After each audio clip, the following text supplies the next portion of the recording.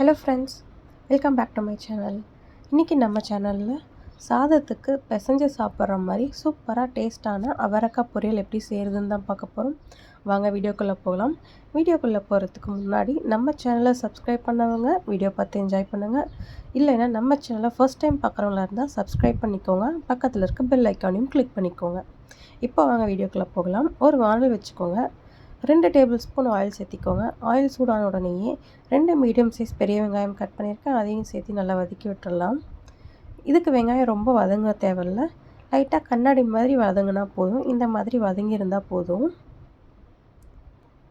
இப்போ 2 medium size தக்காளி சேர்த்திக்கலாம். தக்காளியும் நல்லா வதக்கிக்கலாம். இதுக்கு தேவையான மசாலா என்னன்னு பார்த்துடலாம். 1/2 டேபிள் ஸ்பூன் மிளகாய்த்தூள், 1/4 டீஸ்பூன் மஞ்சள்தூள், 1 டேபிள் ஸ்பூன் சீரகத்தூள், 1 டேபிள் ஸ்பூன் கொத்தமல்லி தூள். மிளகாய்த்தூள் உங்கள் காரத்துக்கு தகுந்த மாதிரி நீங்கள் ஆட் பண்ணிக்கோங்க. இந்த மசாலா எல்லாத்தையுமே வெங்காயம் தக்காளியோட சேர்த்து நல்லா வதக்கிடலாம். தக்காளி நல்லா வதங்கணும். வெங்காயம் தக்காளி தேவையான அளவு மட்டும் நான் இப்போ உப்பு சேர்த்திக்க போகிறேன். உப்பு சேர்த்தி அதையும் நல்லா வதக்கி விட்டுடலாம். தக்காளி நல்லா வதங்கிறதுக்கு நான் கொஞ்சமாக 1/4 டம்ளர் தண்ணி மட்டும் நான் சேர்த்திக்க போகிறேன். தண்ணி சேர்த்தி இந்த வெங்காயம் தக்காளி நல்லா வேக வச்சுக்க போகிறேன். இந்த மசாலாவோட பச்சை வாசனையும் ஃபுல்லாக போயிடும். இது பார்த்திங்க அப்படின்னா சாதம், சப்பாத்தி எல்லாத்துக்குமே நீங்கள் சைட் டிஷ்ஷாக சாப்பிட்டுக்கலாம். ரொம்ப நல்லாயிருக்கும். சாதத்தோட பிசைஞ்சு சாப்பிட்றதுக்கும் ரொம்ப நல்லாயிருக்கும். தக்காளி எல்லாம் நல்லா வதங்கிருச்சு.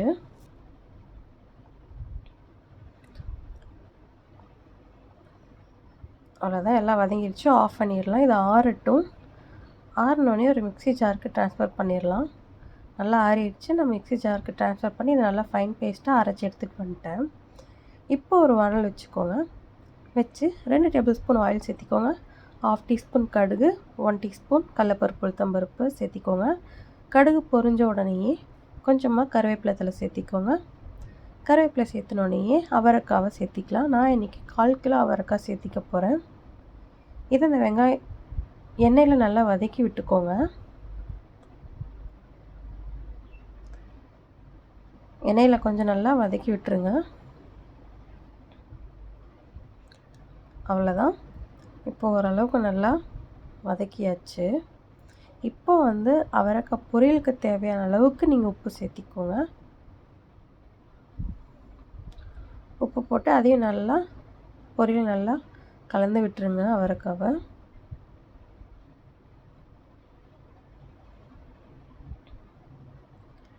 நல்லா கலந்து விட்டாச்சு.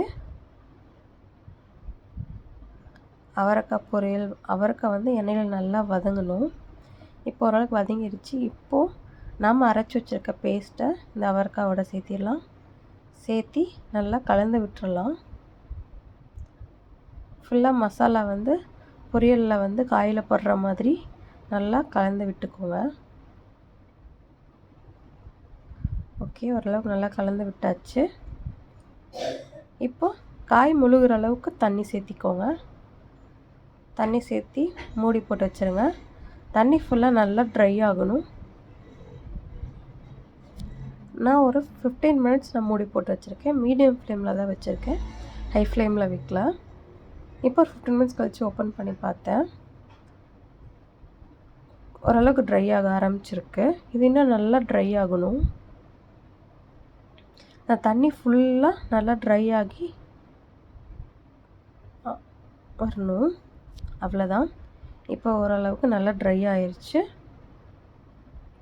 நல்லாவே ட்ரை ஆயிடுச்சு. ரெடி ஆயிடுச்சு அவரைக்காய் பொரியல். சாதத்துக்கு சூப்பரான அவரைக்காய் பொரியல் ரெடி ஆயிடுச்சு. நீங்களும் ட்ரை பண்ணி பாருங்கள்.